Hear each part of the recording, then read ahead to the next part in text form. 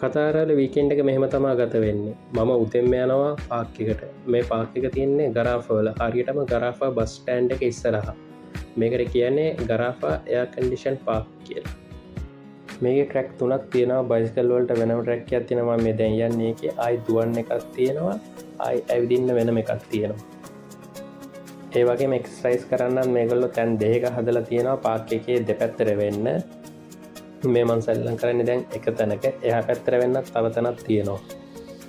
මේ පාක් එකට ඕන කෙනෙක්ට ලේසියෙන් එන්න පුළුවන්. මොකද මේ පාක් එක තියෙන්නේ හරියටම ගරාෆා බස් ස්ටෑන්ඩ් එක ඉස්සරහමයි. මේ පාක් එකේ මේගොල්ලෝ තැන් 3-4කම ෆ්‍රී වෝටර් ස්ටේෂන් හයි කරලා තියෙනවා. මේවලත් තියෙන්නේ කූල් වතුර. ඒකින්ද එළිය රස්නේ වැඩි කියලා ප්‍රශ්නයක් නැහැ. මෙතනින් ෆ්‍රී කූල් වතුර බොන්න පුළුවන් ඕන කෙනෙක්ට.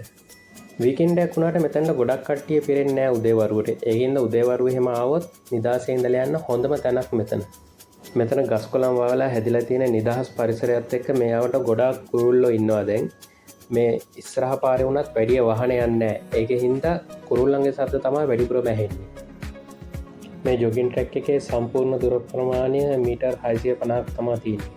මෙතන තියෙන විශේෂය තමා මේ මීටර් 650ම මේගොල්ලෝ AC කරලා තියෙන්නේ. මේක එළියට ඕපන් වෙලා තිබ්බට මේගොල්ලෝ මේ ට්‍රැක් එකේ හැම තැනම AC කවුළු දාලා ට්‍රැක් එක මැද්දෙත් AC කවුළු දාලා AC කරලා තියෙන්නේ. ඒ හින්දාම තමයි මේකට ගරාෆා එයාර් කන්ඩිෂන් පාක් කියලා කියන්නේ. හවස 3ට තමයි මේගොල්ලෝ AC එක ඔන් කරන්නේ. රෑ 11 වෙනකම් මේකේ AC දාලා තියෙනවා දිගටම. මෙතන ෆැමිලි එකට ඇවිල්ලා හරිම නිදහසේ ඉන්න පුළුවන් තැනක්. මෙතන ව්‍යායාම කරන්න විතරක් නෙවෙයි මේකේ ඇතුල් පැත්තට වෙන්න ඉඳගෙන ඉන්න පොඩියට කොෆි ෂොප් ලස්සන්ට ගස් වවලා තනකොළ වවලා එහෙම තියෙනවා. ඕන කෙනෙක්ට ඕන වෙලාවක ඇවිල්ලා ඕන විදිහකට ඉන්න පුළුවන්. කිසිම ප්‍රශ්නයක් නැහැ. මෙතනට ප්‍රධාන පාකින් දෙකක් තියෙනවා. ඊට අමතරව පාර පැත්තෙත් වෙනම පාක් කරන්න තැන් තියෙනවා.